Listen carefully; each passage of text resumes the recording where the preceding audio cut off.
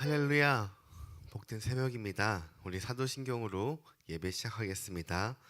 전능하사 천지를 만드신 하나님 아버지를 내가 믿사오며 그 외아들 우리 주 예수 그리스도를 믿사오니 이는 성령으로 잉태하사 동정녀 마리아에게 나시고 본디오 빌라도에게 고난을 받으사 십자가에 못 박혀 죽으시고 장사한 지 사흘 만에 죽은 자 가운데서 다시 살아나시며 하늘에 오르사 전능하신 하나님 우편에 앉아 계시다가 저리로서 산 자와 죽은 자를 심판하러 오시리라.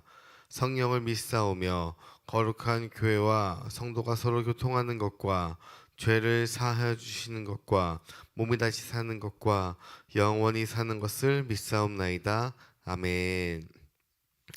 하나님 아버지 감사합니다. 오늘도 우리를 깨워주시고 말씀으로 하루를 시작하게 하시니 감사합니다.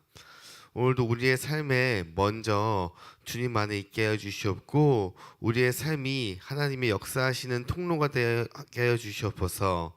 기도와 찬송이 넘쳐나서 오늘도 주님과 함께하는 기쁨을 맞이하게 하여 주시옵소서. 함께 하신 주님께 감사드리며 이 모든 말씀 예수 그리스도의 이름으로 기도드립니다. 아멘. 우리 찬송가 452장 내 모든 소원 기도의 제목 함께 찬양 드리겠습니다. 찬송가 452장입니다.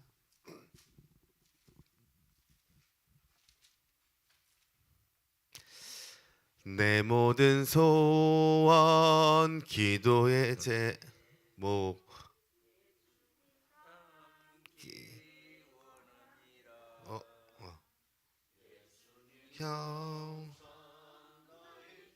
이해 세상에 보았기 전에 예수님 닮기 내가 원하네. 날 구원하신 예수님을 내 마음속에 지금 고도사 주님의 형상 인치소서. 무한한 사랑 풍성한 긍휼 슬픈 자 위로 하시는 주. 길 잃은 죄인 부르는 예수 그 형상 닮게 하옵소서. 예수님 닮기 내가 원하네. 날 구원하신 예수님을 내 마음속에 지금 고도사 주님의 형상 인치소서. 겸손한 예수 거룩한 주님 원수의 멸시 참으시사 우리를 위해 고난을 받은 구주를 닮게 하옵소서. 예수님 닮기 내가 원하네. 날 구원하신 예수님을 내 마음속에 지금 고도사 주님의 형상 인치소서. 아멘. 오늘 함께 나눌 말씀은 사사기 2장 1절부터 3절까지의 말씀입니다.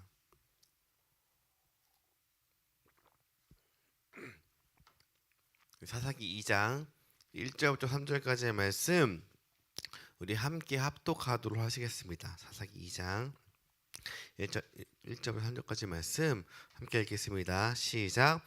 여호와의 사자가 길갈에서부터 복임으로 올라와 말하되 내가 너희를 애굽에서 올라오게 하여 내가 너희의 조상들에게 맹세하신 땅으로 들어가게 하였으며 또 내가 이르기를 내가 너희와 함께한 언약을 영원히 어기지 아니하리니 너희는 이 땅의 주민과 언약을 맺지 말며 그들의 제단을 헐라하였거늘 너희가 내 목소리를 듣지 아니하였으니 어찌하여 그리하였느냐. 그러므로 내가 또 말하기를 내가 그들을 너희 앞에서 쫓아내지 아니하리니 그들이 너희 옆구리에 가시가 될 것이며 그들이 신들이 너희에게 올무가 되리라 하였노라. 아멘. 할렐루야. 이것은 하나님의 말씀입니다. 하나님은 이 이스라엘 백성에게 하나님의 말씀을 따르지 아니하면, 다른 표현으로는 우리 죄의 원리를 따르면 그 죄의 가시가 되고 올무가 될 것이라고 하셨습니다. 이러한 말씀은 하나님이 이스라엘 백성에게 저주로 하는 말이 아니라, 악담을 하는 것이 아니라, 너희가 나를 따르지 아니하면 그 이후에 되어질 결과에 대해서 이야기하는 것이에요. 우리 기독교가 가장 많이 오해받는 것 중 하나가, 기독교는 독선적이고 배타적이다, 이런 말 많이 듣거든요. 하나님이 오직 하나님만을 믿게 명령하셨다고 이야기합니다. 사람들이 왜 기독교는 다른 신을 인정하지 않고 하나님만을 믿도록 명령했어? 이 명령했다고 하니까 그 명령이라는 단어에는 인간의 자유가 조금 제한된 것 같은 느낌을 얻게 됩니다. 도리어 우리 믿는 사람들마저도 하나님이 이것을 명령했다고 생각하실 때가 많습니다. 하나님이 나만 섬겨라 라고 명령했다고 느끼시나요? 우리가 그렇게 받아들일 때가 많은데요. 그런데 이것은 결과적으로는 맞는 이야기지만 중요한 것은 관점의 차이예요. 관점의 차이. 심지어 하나님은 그 누구보다도 인격적인 하나님이시고 우리에게 자유의지를 언제부터 주셨냐면 창세기 때부터 우리에게 자유의지를 주었음에도 불구하고 기독교는 인본주의가 아니라 신본주의다. 하나님이 모든 것을 명령하시고 하나님이 기독교인 우리들은 하나님의 말씀에 복종한다, 이렇게 말하기도 합니다. 그런데 이것은 복종하는 것이 아니라 우리가 하나님을 믿을 때의 결과물인 것입니다. 기독교는 독선적인 종교가 아니라 인격적인 종교이고, 그리고 배타적인 종교가 아니라 그 무엇보다 배려하는 배려적인 종교라는 것을 오늘 말씀을 통해서 깨닫길 소망합니다. 이 창세기부터 보시면 하나님이 인간을 창조하시고 나서 너는 나 하나님만 섬겨라, 나 하나님만 믿으라, 이렇게 명령하신 적이 한 번도 없으세요. 굳이 우리가 명령했다고 하는 구절을 찾아보면 무엇을 명령했냐면 창세기 1장 27, 28절에 하나님이 인간을 만드시고 하신 말씀입니다.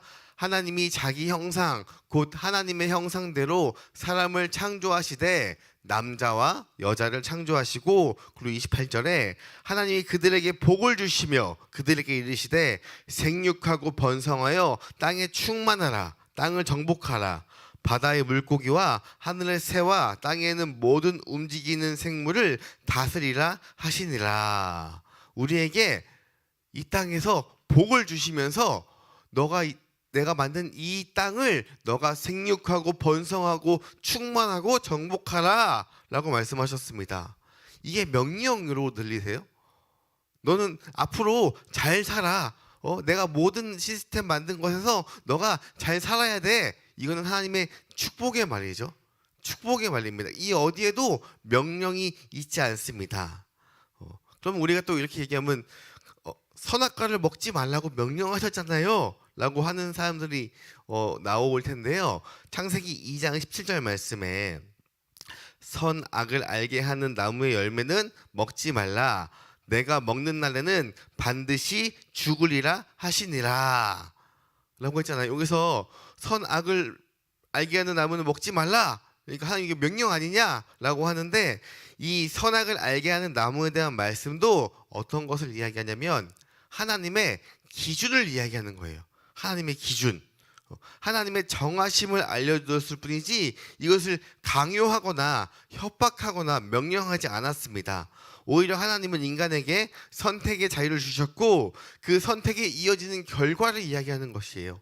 그래서 결국 아담과 하와가 이 선악과를 먹었지만 죽은 것이 아니잖아요. 목숨을 죽은 것이 아니잖아요. 그 선악을 먹게 한 그 결과가 선과 악을 알게 해서 내 몸이 부끄러운 것을 알고 몸을 일단 가리고 하나님을 피하는 이러한 일들을 벌였습니다. 한마디로 하나님의 기준을 말씀하시는 것이에요.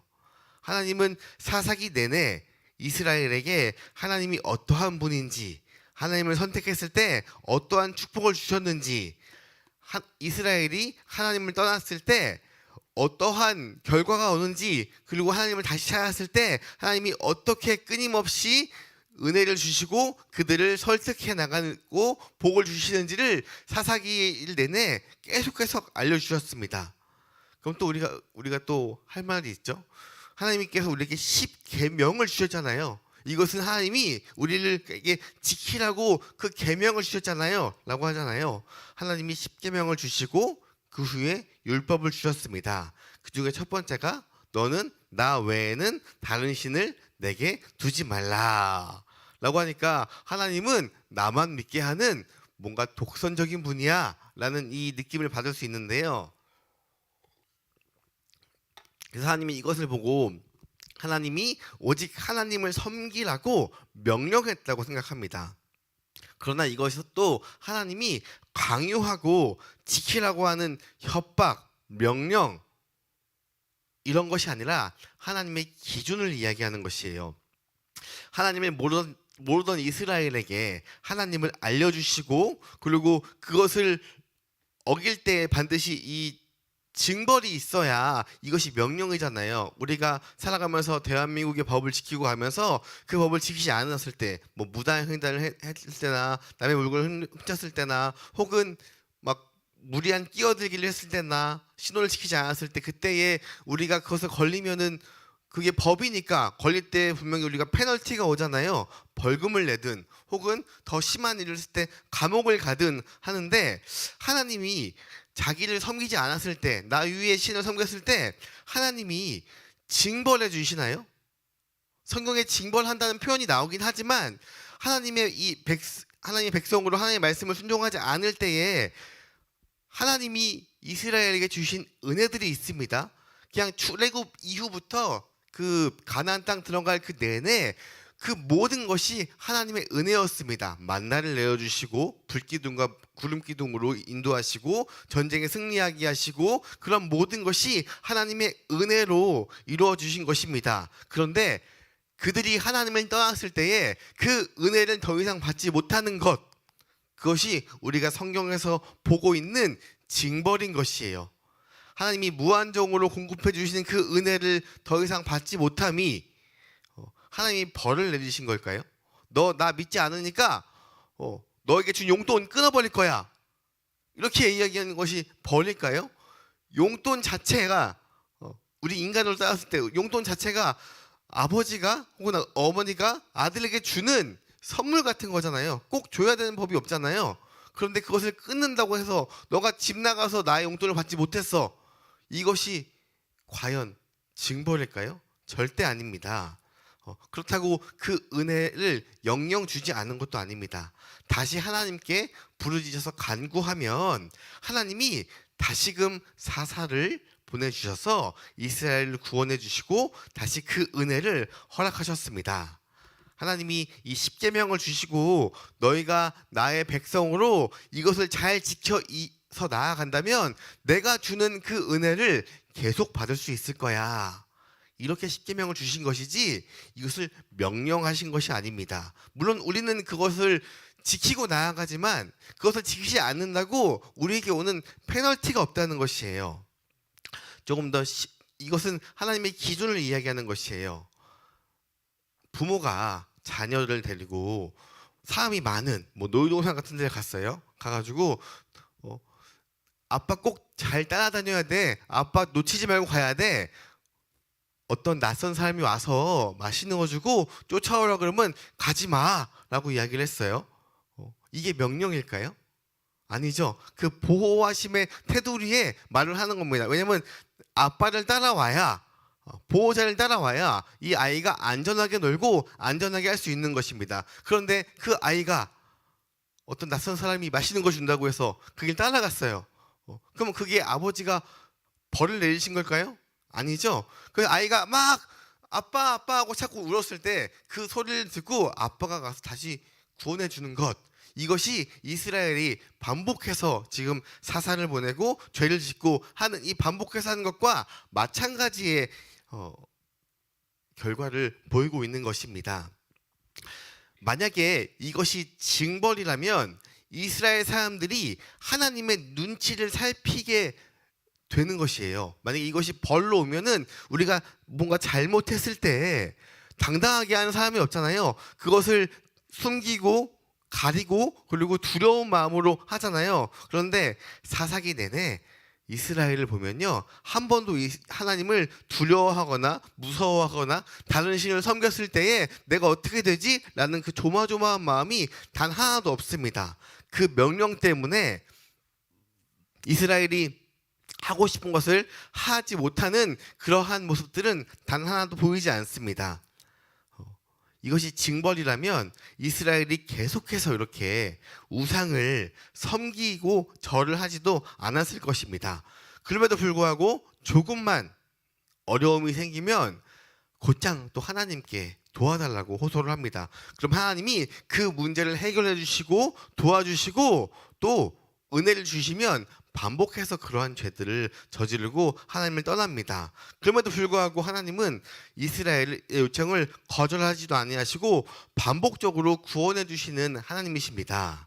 오늘 본문 말씀 사사기 2장 1절 말씀에 여호와의 사자가 길갈에서부터 복임으로 올라와 말하되 내가 너희를 애굽에서 올라오게 하여 내가 너희의 조상들에게 맹세한 땅으로 들어가게 하셨으며 또 내가 이르기를 내가 너희와 함께한 언약을 영원히 어기지 아니하리리.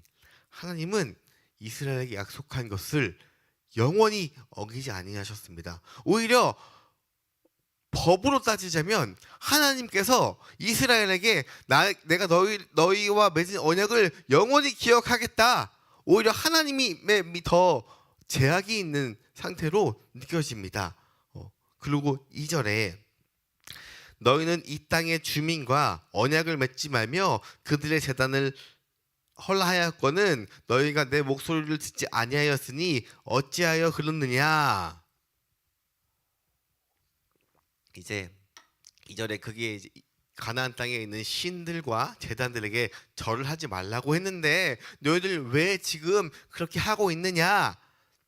그리고 3절에 그러므로 내가 말하기를 내가 그들을 너희 앞에서 쫓아내지 아니하리니 그들의 너희 옆구리에 가시가 될 것이며 그들의 신이 너희에게 올무가 되리라 하였노라. 하나님이 이스라엘 백성에게 내 말을 따르지 아니하였으니 너희가 지금 가시가 되고 올무가 되게 할 것이라고 하셨습니다. 이 말씀은 서두에 말한 것처럼 하나님이 저주를 한 것이 아니라 너희들이 그렇게 해서 나에게 은혜를 떠나가면 결국 올무가 되고 가시가 될 것이다, 이러한 일들이 자연적으로 발생할 것이다 라고 알려주시는 것입니다. 실제로 이스라엘은 이 사사를 통해서 계속해서 그 땅의 이 주민과 언약을 맺으며 그 땅의 신들을 섬기는 모습들을 계속 우리가 성경 말씀에서 이제 보았죠. 그래서 사람이 어떠한 행동을 할 때에 보통 자기의 지혜를 총동원해서 자기에게 가장 유익하고 가장 지혜롭게 행동을 하기 마련이죠. 사람 중에 일부러 미련하게 자기에게 손해를 오게끔 하는 사람도 없고요, 내 인생을 망치려고 한 바보같이 구는 사람이 없습니다. 나름 다 고민하고 생각하고 물어보고 많은 갈등을 거친 후에 그 생각이 가장 현명하다고 생각하는 방법을 선택을 합니다. 문제는 뭐냐면 이스라엘도 마찬가지로 지금 다른 신들을 섬기는 것이 자기의 생각으로는 그게 유익하다고 생각을 하고 그것을 선택한 것입니다. 그런데 자기가 하나님보다 지혜롭지 못하고 현명하지 못하는 사실을 깨닫지 못한 것이 이스라엘에게 아주 끔찍한 결과를 온 것입니다. 우리는 죄인이기 때문에 우리가 우리의 생각으로 아무리 지혜로운 선택을 해도 그것은 죄의 원리 안에 있는 지혜고, 우리가 아무리 현명해도 하나님보다 현명하지 못하다는 그 사실을 잊어버리기 때문에 이 이스라엘 백성들은 자기의 기준으로, 자기의 생각으로 늘 지혜롭게 행동을 했지만 결과는 어리석은 것이었습니다. 이스라엘은 출애굽부터 지금 가나안 땅에 들어갈 때까지 하나님의 도움을 받지 않고는 오지 못할 정도의 큰 은혜를 받고, 그것들이 계속해서 전성에 내려왔어요. 그 얘기들이 하나님이 어떠한 분인지, 하나님을 믿으면 어떠한 복을 받는지, 하나님과 함께하면 어떻게 하는지를 계속해서 듣고 자라왔습니다. 근데 그럼에도 불구하고 사사기에서는 우상을 섬기는 것도 나름 나쁘지 않다, 지혜롭다고 선택을 했던 것입니다. 왜 그랬냐면 이때에 가나안 땅에서 농경 생활을 했는데, 이 농경 생활을 할 때에 바알이 어떠한 신이냐면 농사의 신이에요. 농사의 신. 그러니까 하나님이 우리 전쟁에서도 승리하게 하시고 모든 것에서 이기게 하셨는데, 내가 농사를 지으려면 저 농사의 신도 섬겨야 되는 거 아니야? 하나님이 이렇게 지켜줘서 이미 하나님의 이 평안이 왔습니다, 나에게. 나는 이미 평안한 생활을 하고 있었습니다. 그러니까 더 이상 하나님의 은혜가 나한테 감격이 없고요, 감화가 없는 거예요. 그러니까 내가 이제 농사를 지어야 하는데, 그러면 저 농사의 신 바알도 내가 섬겨야겠다, 내가 절해야겠다. 그러면 하나님의 은혜로 말미암아 잘 해결된 것 플러스 농사도 굉장히 잘 되겠지라고 생각하는 그 이스라엘의 이 무지함, 그것, 이스라엘이 나름 자기의 지혜로 나온 그 결과가 바로 이방의 압제를 받는 것이었습니다. 결국 자신들의 지혜가 가시가 되고 올무가 된 것입니다. 이것은 모두 우리의 결과인데, 이스라엘의 결과인데, 우리는 하나님의 심판이라고 이것을 오해할 때가 있는 것입니다. 하나님은 진노하시는 분, 징계하시는 분이 아니에요. 사사기에서 계속 나오는 패턴들이 있죠.